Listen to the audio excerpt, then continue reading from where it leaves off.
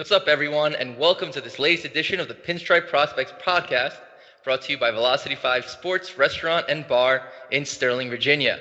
I'm your host, Rob Terranova, and we've got another jam-packed episode for you this week. This is episode number 37 of the podcast, and we'll be talking about the newest Yankee acquisition, our top 75 prospects list, some hot stove rumors, and the Yankees organization had to say goodbye to one of its finest members on Saturday. But before we get to all that, let me introduce our panel for this week. Joining us from Scranton, Pennsylvania, our Scranton Wilkes-Barre Rail Riders beat reporter, Tommy Romanelli. Tommy, how you doing? Doing excellent tonight since it jumped up 20 degrees here in Scranton, so happier than usual. I was actually just going to say, it's been freezing in New York.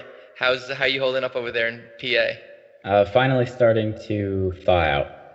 Definitely. Well said. And from over in Charleston, South Carolina, our Charleston River Dogs beat writer, Joseph Dixon. Joe, I have to imagine it's been a little warmer in South Carolina. Oh, a little bit, but we did have 5.5 inches of snow, so that was something you don't see down here. So it was interesting. I've seen it all my life, so I'm sick of it and didn't want to see it even for one day. But it's gone now. It was 70 degrees today, so we're good to go. Well, the good news is this podcast is just warming up.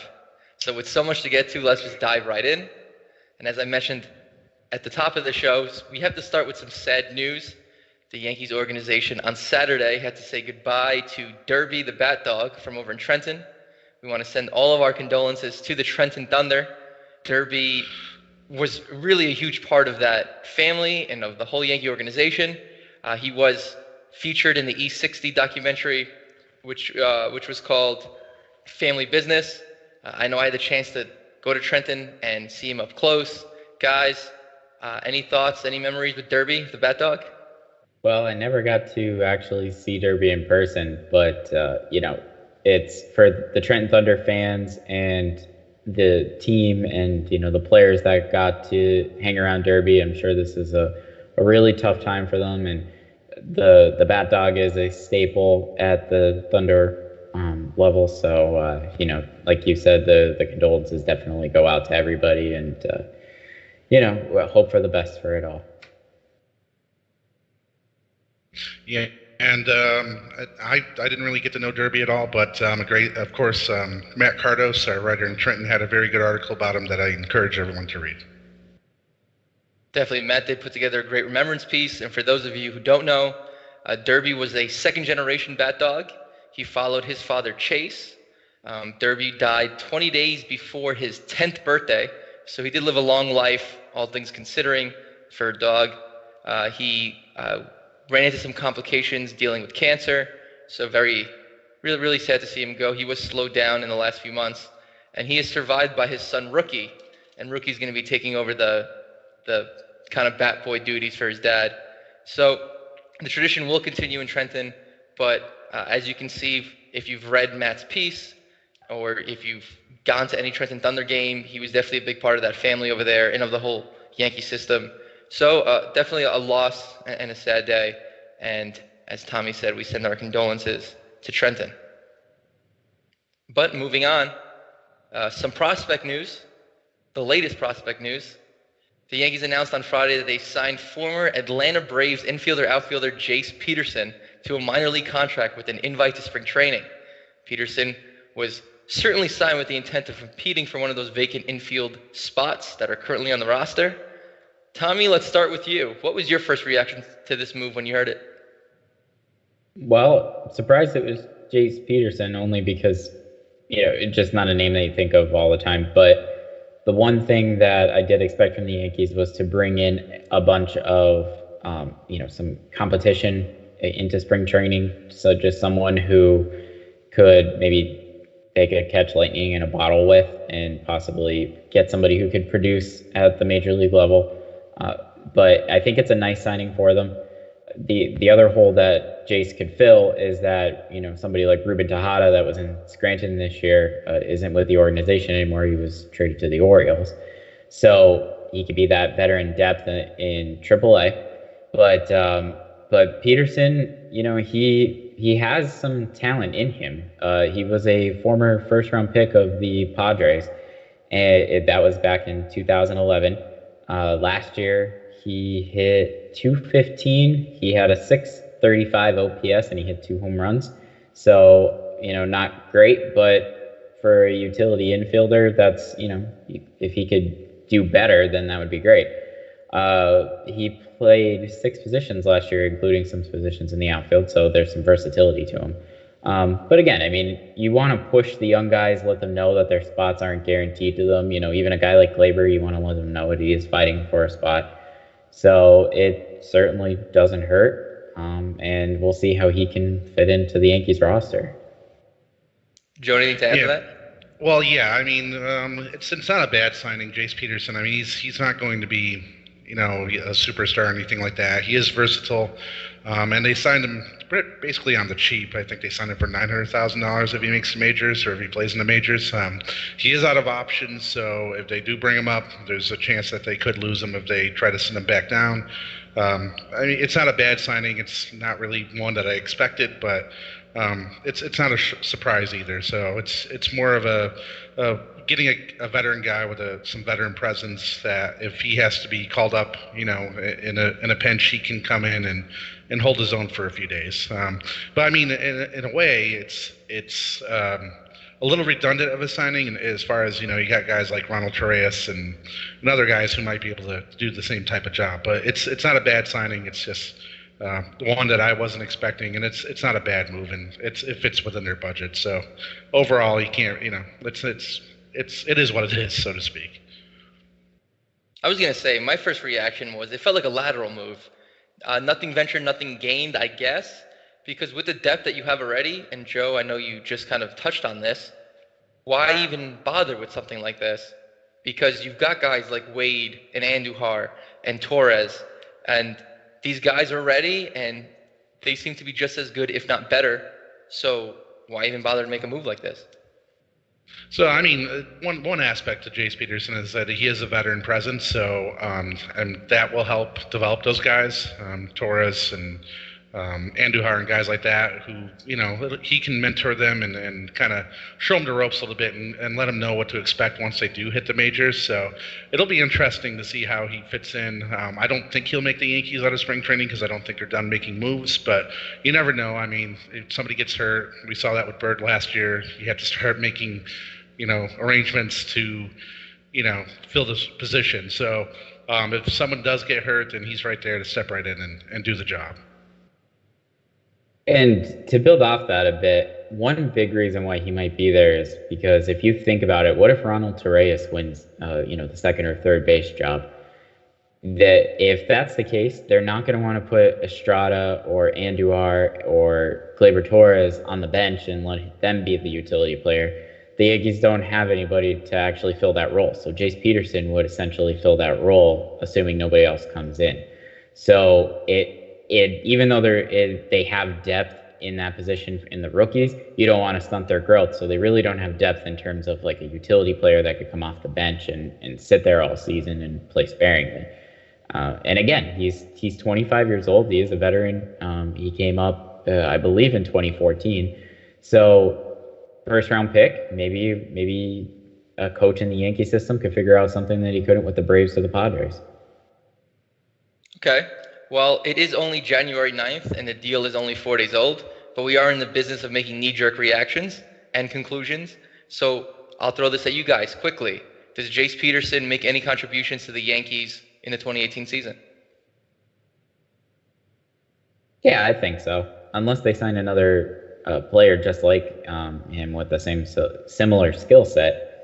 Even Ruben Tejada, was there for depth, and like Joe said, you really don't know who is going to get hurt, and especially with 2 open spots in the infield, maybe somebody struggles, they come down, he's got the hot hand, he comes up. So I think that with the way that the roster is looking right now, there is going to be a shot for him to fill a short-term need. And as we all know, the season is long, and you can never have too many pieces. And I would agree with Tommy on that point because it's going to be 162 games.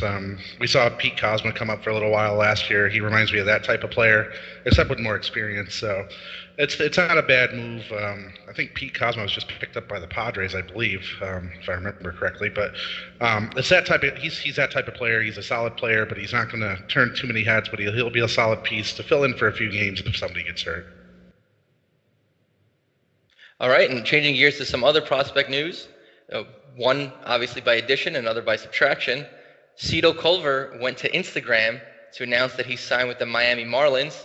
He's a guy that you're familiar with, Tommy. He spent this past season with the Rail Riders. Cito spent 8 seasons in the Yankees organization. He was signed out of high school in 2010. What kind of loss do you think this is for the system? Tommy, take it away. Well, honestly, I'm surprised that they didn't try to get Cito on a similar contract that they gave Jace Peterson, because they're essentially, similar players in terms of the versatility that they bring. And, he's also a former first-round pick. Just this one was the Yankees. They took him 32nd overall in 2010, I believe. So he was unfortunately a first-round pick that didn't work out as well as they had hoped. But from watching him in Scranton, and he only hit, I think it was like 230, 232. He did hit 12 home runs though. And the way that the ball jumped off of Cito's bat actually was something I took notice to during the year. I was watching him take batting practice one time, and I just couldn't believe some of the bombs he was putting out. So, Jace has had his time at the majors, and, so when you have that, that's when you start to get exposed a little bit. Cito hasn't had that taste at the next level. So who knows? I feel like the talent is in him. So if he, again, goes to Miami and works with somebody else, he could be a really nice signing for them and end up, being someone. I feel like a lot of players like Cito that came from the Yankees organization that they couldn't hold on to will probably go to Miami just because, the front office is very familiar with those players. So, I'm actually kind of sad to see Cito go. I think he could at the very least be a pretty decent utility infielder in the majors and could have filled that role that I spoke about earlier. So, all the best to him, and we'll see if maybe he can turn into something. Yeah, and just to throw this out here as well with Cito Culver, he's kind of a victim of what's coming up behind him in the Yankee system as well. I think with guys, like Tyro Estrada, Miguel Andahar, guys like that, whereas there's a lot of guys coming up from behind him, and they're basically running out of spots to put all these guys. So I think it was more of a numbers game for Cito, and that they had the reason why they went with Jace Peterson was because of the veteran aspect for him. So, and also to say this, when he goes to Miami, at least he'll have a chance to make the big league club and perhaps contribute and show off what he has, because I think with what we're seeing with what's going on with Miami, he might get a much better look than he ever would have with the Yankees. So I think it's sad to see him go, but I think it's good for him actually, so that he'll get a good look and get an opportunity. Yeah, Joe, like you just said, with the way that fire sale is going in Miami, there might not be anyone left. They might call you guys to fill in on the field. So, yeah, I definitely. do have my glove. Definitely a better opportunity over there down in Florida, and none of this snow that we've been dealing with. So, seems like just a better fit all the way around. And speaking of that problem that he ran into, obviously a numbers game and an issue of the system as far as too much depth. And you can get a closer look at that depth if you go to our website right now, www.pinstripeprospects.com, where we are still unrolling our top 75 prospects list. That list has just been steaming through, kind of to stay with the snow theme, plowing on. This week, we've released numbers 69 to 49. Remember the last time we did this, it was 75 through 70. And now we're up to 49. So 49 through 69 this past week. A lot of great names. We're at that point in the list now where it's a lot of names that you'll be familiar with, names you've heard of, names that are kind of rapidly gaining attention. The last time I checked, I believe number 49 was Ryan McBroom, an acquisition last year who made some noise with the Thunder, and someone who can easily fill in any injuries at first base at the major league level. Guys, I want to throw this out to you as well. Of the names that have come out this far, who do you have an eye on for this upcoming season? We've been starting with you, Tommy. Let's go to you, Joe. So let's see here. The biggest guy that I've been kind of touting since I saw him at Charleston last year is Estevan Florial. He played in the Futures game last year. He's a kid with just raw athletic ability, and once he learns the strike zone and kind of learns how to hit the other way, he's going to explode. So he's one of those guys that he's very young. I believe he's only 20 years old yet. But he's got so much raw ability and talent that he's going to climb quickly, I think, and it'll be very intriguing to see how he does. I think he'll start at Trenton next year, and then we'll see if he can even jump to Scranton if he has that type of year. He's one of those guys that I've been. As soon as I saw him early last year, I mean, he's one to keep an eye on. He's one of the most exciting players you'll see. Yeah, and in terms of the profiles that have come out so far, one name that I really am paying attention to is JP Fireisen. I had the opportunity to write that profile, and I've been able to see him in Scranton this past season. I really like Fireisen. I've talked about this on here and off. When we're talking with everybody privately. And I think that Fireisen's fastball is great, and I think that his secondary pitches have some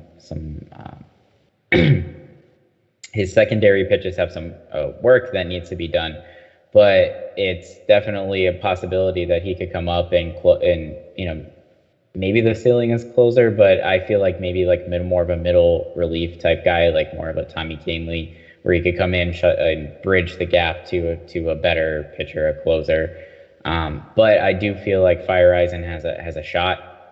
He could have been selected in the Rule 5 draft this year, and I was actually really surprised that he didn't go. I thought he was a lock because in terms of the Rule 5 draft, he's one of those players that probably had enough where if he caught a nice streak, he could have stuck with the team for a while.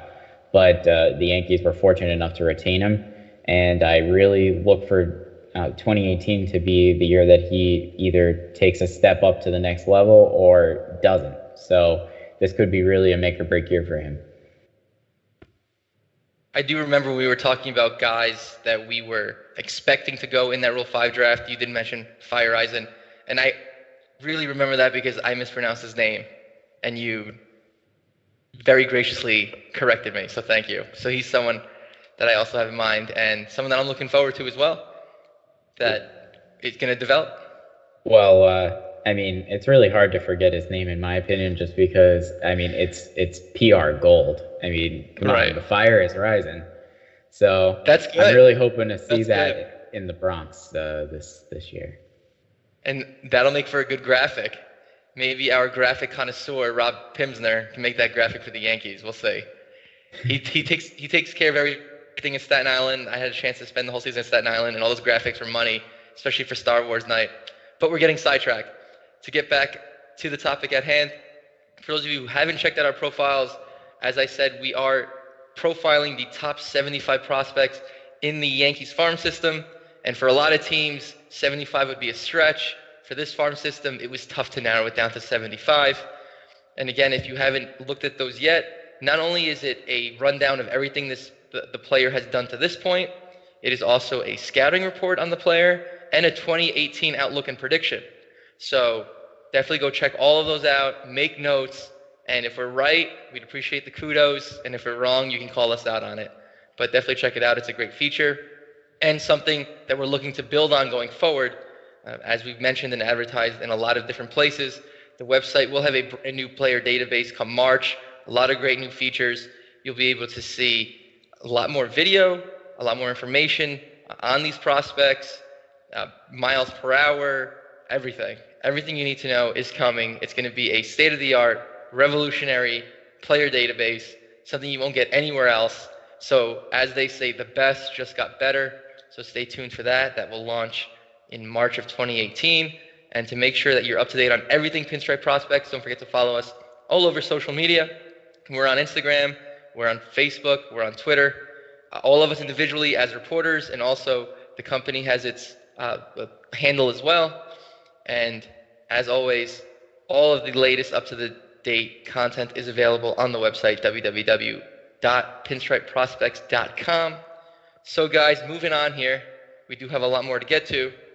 Speaking of our fine reporting, one of our best, Paul Pagnato III, who's kind of a renaissance man around here. He does everything from the business side to contributing on the writing side as well. This past week, he released 2 great articles. The first of which was the state of the 25-man roster for the Yankees. Touched on some position by position, everything that's going on with the Yankees roster as it's currently structured. But some things that he does bring up that I want to talk about right now. Third base. Paul thinks the front runner for the third base job is Miguel Andujar right now. What do you think? Tommy? Well, it's really a tough one. Andujar probably is the most ready, if you ask me. I think that he makes the most sense out of all of them. But the question is, can he play there? And the one thing I really think that the Yankees want Andujar to come into spring training and make that decision easy on them. I think they want him to come in and play well and be the starter coming in. So, yeah, I would say that maybe in the front office, he's the favorite, just because that's what they're hoping for.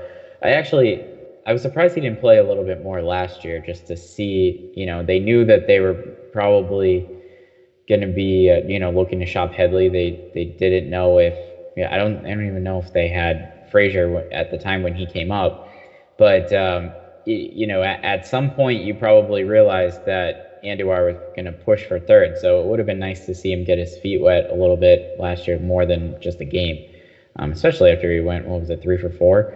So I think he was going to come in with probably one of the leading shots. I think Torres and Andujar have a shot, better than most, just because of the talent level, and they're projected to be there long term, as opposed to like Tyler Wade, who is probably going to be more of a Ben Zobrist type if the Yankees hang on to him eventually. But I think in the front office, Andujar is going to be the favorite. However, knowing the way that the Yankees normally operate, I'm actually going to say that Tyler Wade probably has a better shot than he does, only because he's pretty slick with the glove and Andujar is not. So that's where I would put my money. Yeah, and just to throw my 2 cents in here, I kind of agree with Tommy. I think Andujar has the inside track. However, I'm not sure that one of the kids are going to be manning third when all is said and done. I think there's a good shot that the Yankees do sign, or not sign, but probably trade for like an everyday third baseman rather than kind of stick Andujar or Torres into the fire. Although I think Wade does have the best defensive profile of anybody as far as the third base position goes, so that is a big factor that I think people overlook. But to me, Torres is more suited to second base, and it makes sense to me to throw Andujar in there and see what he can do, but I still think the Yankees are going to go out and get somebody. Definitely would not be a surprise to anyone who's been following, especially this offseason. There have been a lot of articles coming out about how this has been kind of the slowest offseason to date of memory. A lot of these veteran sports writers kind of scratching their heads saying, where are the moves? But as the Yankees have shown, they will wait out whoever they have to get their price. So I definitely think there are more moves to be made. They're just waiting for a few more chips to fall. Tommy, to your point, I'm kind of with you. I think Wade would be the front runner. I wouldn't say Andujar is the front runner out of camp. I still think he needs some more seasoning, and I think they like him, but I'm not sure they trust him out of the gate. So I would say someone like Wade or Torres, and now even someone like Peterson, to kind of get the nod out of the gate, with Andujar ready on that Scranton shuttle that's become pretty popular lately. So it will be fun to see how this thing unfolds. Again, probably a lot more moves to be made, but third base, a question mark right now. Another question mark, moving along the outfield. So Paul has, no surprise, Gardner in left. He's got Stanton and Judge in right. And as of right now, he has Hicks penciled in center. Ellsbury is still on the roster, though. So do you think there is a competition there, or is Hicks your starting center fielder right now? Joe, let's start with you this time. Yeah, I would give the edge over to Hicks over Ellsbury, just over the the performance over the last couple of years. When Hicks has been healthy, he's shown that he can do a very good job in center field, and he's also kind of come around with his hitting as well. So he's come up with a lot of clutch hits. He's even shown a little power, which I don't think a lot of us maybe expected. But to me, I would go with Hicks over Ellsbury. Ellsbury has a hard time staying healthy, as we well know over the past few years here. And that contract, I think they can find a way to dump it. And there's been a lot of talk, talk with the Orioles and all this lately. If they can find a way to dump it and make a deal, then I think they're going to do everything they can to kind of rid themselves of Ellsbury. I honestly think that Ellsbury at his best can't win out the center field job for the Yankees. I know that you never really want to say that going into spring training, but if you think about when Ellsbury is on and he's hot, like the type of player that he is compared to the type of player that Hicks brings, defensively alone, he's got one of the best arms in the major leagues. I just don't see that happening. Ellsbury is he's kind of a slap hitter. He doesn't have much power. Hicks could hit it out at any point and has the potential to be a 5-tool player. So I would be willing to even say, let's say Ellsbury comes out of the gate in spring training, finishes over 300 at the end of the month. As long as Hicks isn't hitting like 125, I think you're going to see Hicks in center field. That's why it perplexes me that Ellsbury doesn't want to waive his no trade clause, because I really don't see a path for him unless an injury. And to be honest with you, Aaron Hicks kind of has had his share of injuries as well. So unless there's an injury, I really can't see Ellsbury taking the reins at all. You mentioned the no trade clause, and of course, Ellsbury, a client of Scott Boras. Scott Boras is he's going to dig in and do what's in the best interest of his client. And right now, it sounds like the best interest is to sit on the bench and make your money and possibly win a ring. That's kind of what I've heard. As a competitor and someone at that level, I can't imagine that sitting well with anyone. So I don't know. I can't fathom a situation where that plays out. But it looks like it's going that way. He doesn't want to waive his no trade clause, although there have been rumors that he would waive it for the Diamondbacks or for the Giants, closer to his home. He's from the Northwest, but he also has a home in Arizona, so maybe getting him closer to home would help. And there have been some whispers linking him to the Orioles showing some interest, but we'll get to that later in the show. Moving on here to the last position in Paul's article that raises the most questions, which is the starting rotation. According to Paul, he thinks that the 5th spot in the rotation is up for grabs, and he's got a competition between Montgomery, Sessa, and Green. I don't think there's a competition. I think it's Montgomery's. He's proven he can do it at the major league level already, but obviously Paul knows his stuff. He has a lot of experience within the organization, so I'm going to toss it to you guys. What do you think? I really believe that Chad Green is the new Adam Warren, and we've said that before. I don't really think unless he's lights out, I don't think he's going to end up in the rotation. I mean, again, you never want to go into spring training with, especially the young guys, feel like they have their spot locked up and like they don't have to fight for anything, because you're better when there's competition. But I just feel like, well, first of all, Cesa's had his time in New York and he hasn't performed. So I can't see the Yankees, even if he does do well in spring training, giving it to him over someone like Montgomery, who did have a very good rookie season. It's time for Montgomery to step up his development to the next level, and I think that the Yankees like him. The other advantage that Montgomery has is he's left-handed, and left-handers go a long way in Yankee Stadium. So right there, it's an advantage for him.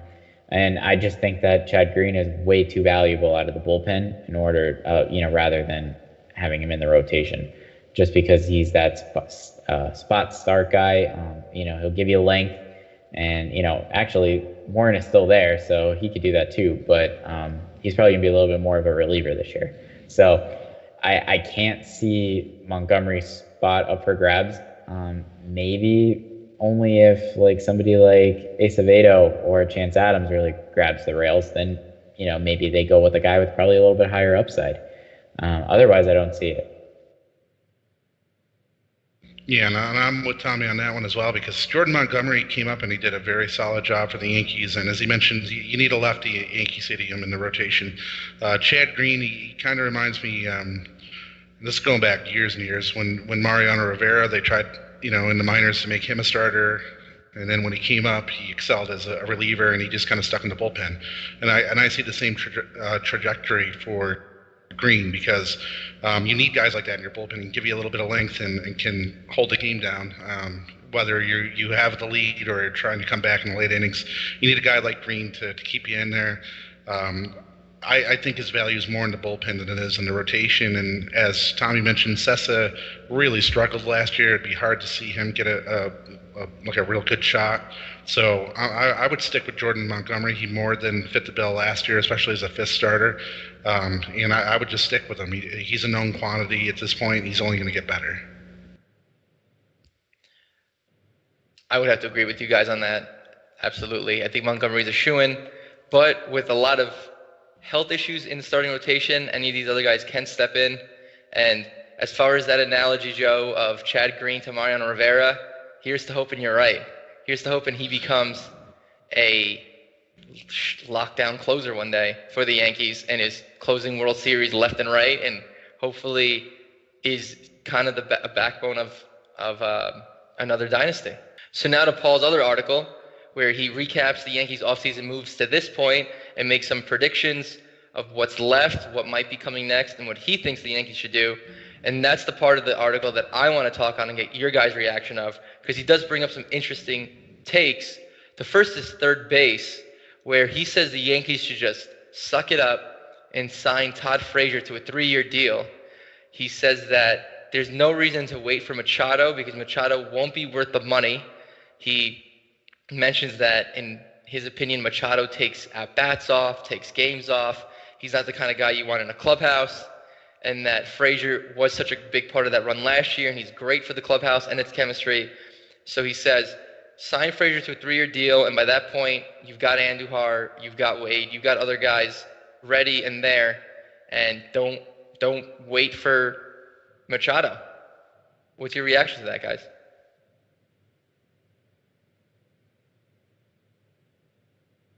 Well, I mean, I would probably have to give a counter argument to Machado's not worth it, just because, I mean, the kid's a stud. I mean, he does things on the baseball field that you really don't see, especially at third base. But it does have some I guess on the field issues if you think about it, because he did have that incident where he threw the bat at the Oakland A's third baseman at the time. I actually don't remember who that was, and I don't remember if it was Josh Donaldson or whoever. But that was something that you really don't like to see, obviously.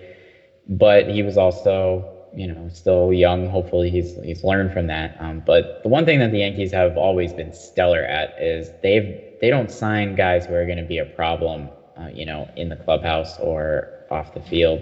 So if Machado's in pinstripes, that means that he's done enough and they did their homework that they can be confident that nothing like that's going to be disturbed in the clubhouse. So as far as that goes, I feel like it's hard to say, Machado's not worth it. I think that they should sign Todd Frazier, and I wouldn't hate a 3-year deal. However, I think it should be a precursor or a post move of another move. So I think that maybe they should sign him to another year or two and maybe trade Andujar. Maybe that's where you get your starting pitcher from. I actually think that he would be better off being traded than Clint Frazier would be. So, that could be a spot where Todd Frazier fits in. However, I don't think the Yankees are going to have done all the work that they're doing to get under the luxury tax threshold for nothing. I mean, this free agent class that's coming out next year is so stacked that I think they're going to want to make a big splash. And if you really think about it, there's really no better fit for the Yankees than Machado. Harper is probably not going to be coming just because of the logjam in center field. So it really, as far as the big time guys that are coming out, Machado is really the piece I think they want. Yeah, and I tend to agree with Tommy here. The thing about Machado as well, and Paul's article mentioned that he's been lackadaisical. Last year his numbers did dip. He was on an absolutely brutal Orioles team, though, and I think that has something to do with it when you're playing 162 games on a team with no pitching. I understand his concerns as far as not playing 100%. But you can say that about guys like Gary Sanchez and other Yankees are already there. So I think his value outweighs the negatives, and also I think once you kind of get into a clubhouse with Giancarlo Stanton and Aaron Judge and guys like that, and get into a more positive atmosphere, I think that would help him greatly as well and keep him more focused as well. So I understand where Paul's coming from, and I understand the concern, but I would still take a shot at Machado because he makes the most sense. And I like Todd Frazier as a player, but he's not a Manny Machado. He's a good, solid player, but he's not an impact player. And if they could somehow pull that off, whether it be now or via free agency after next year, then I'd be all for that. I have to say I actually side with Paul as far as the character issues. I have seen on more than one occasion where he throws a fit or he just doesn't handle something well. There was that scuff up with Pedroia and the Red Sox, kind of the chattering back and forth. So I'm not exactly the biggest advocate of getting him, especially at the dollars that he's going to command. However, I have read from more than one source that said that the Yankees is where he wants to be, and there is something to be said about playing and being where you want to be, and now that can turn things around. So I definitely wouldn't be opposed to it. Thinking about that lineup as it's constructed now, but insert Machado just doesn't seem fair. Talk about murder's row. So that's definitely a hot take from Paul, and we'll see what the Yankees are thinking as this offseason moves on, because again, rumors are that the Yankees seem to be the front runners right now for a trade with the Orioles. Not sure you need to make the trade. I wouldn't give up prospects if you can get him in free agency, but we'll see how this whole thing shakes out. And the last thing I want to get to in that article by Paul was he talked about, again, predictions and moves. And he did mention as far as filling in a hole in the infield and as far as filling out the rotation, he suggested a trade for Pittsburgh's Josh Harrison or a trade with Atlanta for Julio Teheran. I am not a fan of Teheran. I think he's overhyped. But Josh Harrison's name has been tossed around, especially with the Garrett Cole talk. I know you guys are familiar with both of those players. How would you feel about one of those moves or both? Certainly an upgrade. Josh Harrison is extremely versatile. Again, you're seeing that in the majors as one of the more valuable things because it gives you roster flexibility. But I think that honestly, their money is more well spent on a pitcher if they really want to bring in like a pitcher long term. Although the injury scares and the way that pitchers seem to be breaking down after they get a long contract, kind of like a David Price type, it's certainly scary. But honestly, if you ask me, I think they're best if they're going to go out and get somebody. Then I think that the most natural choice for the Yankees would be Mike Moustakas. I think that he's got that grit about him. He's been on scrappy Royals teams, and me personally, I'm a true believer that when you're in the playoffs, the teams that have the most like scrappy guys and are going to grind out and at bat, like a Gardner type player, and honestly not strike out as much as probably the Yankees are going to this year, is what really helps win you championships, because those are the guys that are going to put the ball in play and try to make something happen, and you sneak that single through, and you never know what's going to happen. So Moustakas is the type of player that I would like to see. Harrison, I don't know if the bat really does it for me, long term, but we'll see what happens. Yeah, and you brought up Julio Teheran. I've never been a big fan of his. The only time I ever saw him pitch in person, the Yankees lit him up in Atlanta 3 years ago. He's just never. Just watching him, he's never really impressed me. He's never. I mean, he's not the worst pitcher, but he's not like one of those guys just going to step in and kind of blow your doors off. And I think, as we mentioned a little bit earlier with guys like Domingo Acevedo, Justice Sheffield, Chance Adams, there are some guys who could get who are pretty close actually. So I would rather see one of those guys get a shot over than bringing in someone like Julio Teheran, who, again, he's never really done a lot for me. I would just rather see the Yankees stick with what they're growing down in the farm and go with one of those guys. Yeah, I'm with you, Joe. I always thought Teheran was always overhyped. He's always been dubbed kind of like the next big thing. I heard him referred to as like the future of the staff for the Braves, but I don't think he ever really panned out. And even though he still has his fans, I don't see it. I don't get it. Definitely not a move I would welcome. But as far as Harrison, he would definitely be a serviceable fill-in. He would be a nice addition, I think. And if you can package him with Garrett Cole and make something work there with the pieces, then that's even better too. Speaking of which, as we're talking about these trades and the Major League roster, time is winding down, but we can't go without talking about the hot stove. The rumors are everywhere. Tommy, I want to bring you in right now because you brought something to my attention regarding Aaron Boone asking the Yankees about Aaron Judge and center field. Yeah, so I guess Boone went to the Yankees and asked about Judge's ability to play center field, which struck me as extremely fascinating, if anything, because when you think about it, there's really no reason why Judge should have to play center field. So, because even if you're going to rest Gardner, you're not going to rest Hicks, and even if for some reason you want to rest both of them, you do have Ellsbury on the roster at this moment. So when would Judge ever have to play center field? But, in my opinion, it would be something he's probably just wondering about what his roster flexibility is and what he can do on any given day. You never know what's going to happen. Maybe an injury hits, who knows. But I can't see that ever happening. But it could be something too. I mean, maybe he wants to know about Judge's ability to play center field because he's got an idea. Maybe there's somebody else, that they have in mind probably Giancarlo in right. Maybe he wants to know how he can fit Clint Frazier in the mix. I don't know, but it's definitely notable. Yeah, and I just want to throw in here that I don't think it would be a great move to do long term. I mean, Judge, he's a big body. Playing center field, he'd see a lot more action, a lot more running around, a lot more wear and tear. So I mean, I would hope it would only be on a temporary basis, maybe an emergency or just to shake up the lineup kind of move. Because a guy like that, I mean, you don't want him 162 games running around in center field. He's a big kid. I mean, we don't want to see him, just wear down over the course.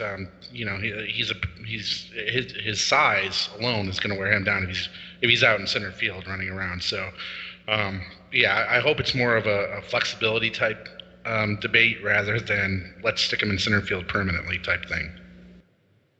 And it is worth noting that Judge played center field in college, so he's capable to do it. He's familiar with the position. He's done it before, but just because you can do something doesn't mean you should do it. So it's hard to imagine that the Yankees would need an outfield with Judge and Stanton in at the same time, but if they do, it's nice to know they have the option. So Tommy, really good stuff there. Moving on to an article that was in the New York Daily News yesterday, and that was by Harper. And he said that talking to scouts, they believe that it's imminent that Garrett Cole is going to be a Yankee. They believe that the Yankees can offer the best prospects in return, but the asking price is too high right now. As in the story, a scout is quoted as saying, "It's not a matter of if, but when." The story also talks about the Astros being the other competition, but the Astros will not part with their talent the way the Yankees will because of the Yankees' depth. This is something we've been talking about for, I'd say, at least a month. Garrett Cole, what do you guys think? How does this thing play out? What do you guys think happens here? And who do the Yankees part with? Obviously, the asking price is high right now, Gleyber Torres not on the table. Tommy, you've talked about how important you think Clint Frazier is to this organization and to its depth, and that you don't want to see him go. So what's a package that would satisfy the Pirates if you don't have Frazier and you don't have Torres? Well, I think that if you don't have Frazier and you don't have Torres, I think the next person that you would see on the list is probably Andujar, or probably Domingo Acevedo. Albert Abreu could be on that list too. I think that you're probably going to have to give up, if you don't give up Frazier and you don't give up Torres, you're probably going, or Florial for that matter, you're going to have to give up probably 3 guys. Maybe a fourth lesser guy. But I could see Andujar going because they do want to bat. Somebody like Acevedo or Chance Adams. Probably Chance Adams more, just because I feel like the Yankees feel he's a little bit more expendable at this point. And then I think you'll see probably another batter pitcher mixed in with that. I mean, they really do have a lot of depth, and the one thing that they did mention in the article that you're speaking of is the package that the Astros could put together and the package that a lot of teams could put together. Their best package may not even reach what the Yankees' third best package would be. So it's a good problem for them to have, and I think that's why that they have the luxury to wait right now. But I really could see, it being around like an Andujar, Chance Adams, and then honestly, if I had to guess, I bet you would see like somebody like Albert Abreu go as well. Yeah, and just to kind of throw in, something about that trade as well. I just wonder if kind of the Astros being leaked out there is kind of like maybe the Pirates' way of kind of making the Yankees try to up their ante, maybe. Just kind of throwing out a thought. Also, with Garrett Cole, if you do get him, then that raises the specter, of course, of the 6-man rotation. So it'll be a very fascinating negotiation to watch, because I don't think the Yankees have to make this move necessarily. So if they can kind of move in and get the deal done, great. And then we'll see what happens from there. But it would raise the specter of the 6-man rotation, which would probably help, guys like Tanaka and Sabathia as well. So it's a deal that if they can get it done without kind of accruing too much damage, then they should go ahead and do so. But they're dealing from a position of power right now, so they can wait everyone out and see where the chips fall, so to speak. And one thing to actually think about is, I mean, to get Garrett Cole and what the possible implications on the farm system and that might be, and the possible guys that are going, who would you be willing to give up for him? His home run issues really do concern me, but the talent is absolutely there. He could be at the top of the rotation. He could jump everybody. That's how good his stuff is. So the question is now, and the year before was still a good year for him, but his numbers did start to rise in 2016 as well. So, I would raise that question. Who are you comfortable giving up knowing you're getting Garrett Cole back, where maybe that person could be used in a different trade further down the line? The article does go in depth as far as comparisons to the Sonny Gray deal. And one point that the writer makes that I think is a great point, when the Yankees got Gray, they knew they were going to get him for 3 playoff runs, whereas now they'd only get Cole for 2 playoff runs. Not sure Cole has the talent that Gray has. I may be a little biased. I'm a big Sonny Gray fan, especially from my days in the Bay Area. Seeing him pitch was awesome. So hopefully he can refine that form with the Yankees in his first full season. Obviously, since the acquisition, it didn't quite go as planned, but he did have that nice start against the Astros. So something to build on going forward, maybe a little more comfortable now within the organization. But yeah, Garrett Cole, not that long ago, he was viewed as an ace, and now he's being talked about as a number 3. Not really sure which player you're going to get, especially in Yankee Stadium. You don't want a guy who's going to give up that many home runs. So if you can get a deal that revolves around Chance Adams and say Tyro Estrada or Tyler Wade, and then throw in a third piece, I think that's a can't miss. That's a can't miss. But obviously Pittsburgh has to agree to that, and not sure that's anywhere on their radar right now. But like you said, Joe, in a position of power right now, a nice position to be in, and Cashman's going to get his price. and if he doesn't, he won't make the deal. So it'll be definitely something to keep an eye on moving forward, especially with the scout saying it's a matter of when, not if. And maybe Harrison gets tossed into the deal, and you've killed two birds with one stone. But the last thing of the hot stove that I wanted to touch on before we have to go is, of course, Machado. I know we touched on Machado already a little bit, but Heyman coming back. John Heyman, of course, in the news this past week saying that the Orioles' talks with other teams have cooled, and it looks like the Yankees could provide the best prospects, would be the most likely destination for Machado. There was some interest linking Ellsbury to the Orioles as well. Maybe that gets worked in a little bit. I can't make sense of any of it. I don't see him being traded within the division. Why would you do that? And I don't see the Yankees parting with top guys for someone that you can get in free agency. But I'm going to toss it to you guys. Joe, let's start with you on this one. Do you see Ellsbury in an Orioles uniform next year, or Machado being traded to the Yankees? To me, I mean, it doesn't make a lot of sense to me either. I mean, if you can package up Ellsbury and ship him off to Baltimore, I agree. I mean, that would be a great win for Cashman if he can do that. But I can't see the Orioles taking on like a lot of Ellsbury money, so the Yankees would have to, of course, pay off a lot of his contract. Machado, I think it's a long shot still. A lot of people have talked about it, but I just, to me, it seems like, as you mentioned earlier, it's just, if you can get him for as a free agent after 2018, then why give up, 3 or 4 prospects, potentially a top-level prospect, for an extra year? I mean, is it worth it? I mean, that's going to be the balancing act here. Whereas if he can, as we were talking about with Garrett Cole, if he can package up some guys who may not be the top prospects and still pry him away, then it may be worth it. But I really am not seeing how this deal gets done. Although, again, Cashman pulled off the Stanton deal that I wasn't even thinking would be on the radar. So you never know. I mean, the Yankees do have a lot of depth in the system, and maybe if they put together 4 or 5 guys who maybe aren't the top prospects, but could be attractive to the Orioles as they are obviously in a rebuild, as they're trying to unload Machado and half their bullpen. We'll see how it goes. I mean, the Orioles seem kind of desperate these days, so it wouldn't shock me, but I don't really see it being likely at this point. Yeah, I agree. I can't see any avenue where the Yankees make this trade. There's no reason to. He's a free agent after the season anyway, so you're going to have to sign him to a big deal. And they could absolutely get through the season without a guy like Machado. I mean, their lineup is absolutely stacked. So, I mean, it really doesn't make any sense from the Yankee standpoint to even lose one guy for Machado unless, I don't know, maybe the price comes way down. I just think that they have so much firepower now.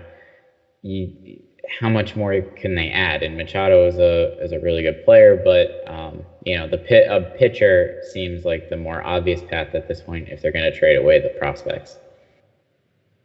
All right, guys. Quick predictions. Is Manny Machado in pinstripes at some point in the next 12 months? To me, no. I don't think he is. 12 months from now? Maybe, because 12 months from now we'll be in the 2019 offseason. So I'm going to say yes for 12 months, but not during the 2018 season. All right. I completely agree with that. Yeah, I just don't. I don't see how it's going to happen. And also, as Tommy mentioned, there's enough pieces to get through 2018. The offense is going to be great unless injuries hit. So, I mean, there's again with a lot of the moves we talk about, the Yankees are really in a power position in a lot of these potential deals. So, and I think Cashman, I still think he'll make a deal for a third baseman, whether it be Frazier, whether he trades for one. I think he's still got something up his sleeve, but I don't think it's Machado. And finally, something that we talked about before, but I have not gotten this reaction from you guys yet. Do you give any truth, anything to the rumors that at the end of the season, the Yankees flip Stanton to the Dodgers and sign Bryce Harper? Well, I mean, if it made sense, but I don't think it really does. I mean, Bryce Harper, for as good as Stanton is probably a better overall talent just because of how good he is defensively and the type of hitter he is. And his swing actually is similar to Clint Frazier's in the fact that they both kind of plant off their front foot. So maybe he can help Frazier along, and that would also help too. But that would be one heck of a move if you ask me. Cashman would really go down in the Hall of Fame probably while still being a GM if he did something like that and got a bunch of prospects. That being said, the Dodgers might be interested in something like that because by 2018, Stanton might look like a bargain. So I'm going to say no just because it is kind of out there, but you never know. Yeah, I agree with Tommy. I just don't see that kind of trade going down. I mean, to me, there's just too many moving pieces. Also, I mean, it all depends on what Stanton does. If he goes out and hits 55 home runs, then I don't think the Yankees are going to trade him away and face that fury. So even if it does mean like a Bryce Harper coming in, if he comes out and produces, and it would be a hard sell to the fan base. And also, I just don't see it happening. I mean, it's hard to flip a guy of that caliber after 1 year. Well, it definitely sounds crazy, but I think that's what makes it so captivating, and it's possible. So we'll see how this whole thing shakes up. But that is going to do it for this 37th edition of the Pinstriped Prospects Podcast, brought to you by Velocity 5 Sports Restaurant and Bar in Sterling, Virginia. Don't forget, if you have anything you would like to hear discussed on this podcast, feel free to reach out to us at any time. You can contact our managing partner and executive producer of this podcast, Robert Pimsner, at rob@pinstripeprospects.com. Or you can contact me directly. It's a little bit more complicated, rterranova@pinstripeprospects.com. Don't forget, we are here for you. Also, don't forget to subscribe to this podcast on iTunes and the Google Play Store. And if you feel inclined to do so, and we hope you do, don't forget to give us that very important 5-star rating. That really goes a long way with us. So please, if you have a second, give us that 5-star rating. So, for Joseph Dixon, Tommy Romanelli, and our man behind the camera, Mr. Robert Pimsner, I'm Rob Terranova. We hope you enjoyed this episode of Pinstripe Prospects Podcast, and we look forward to checking in with you again next week. Until then, take care and go Yankees.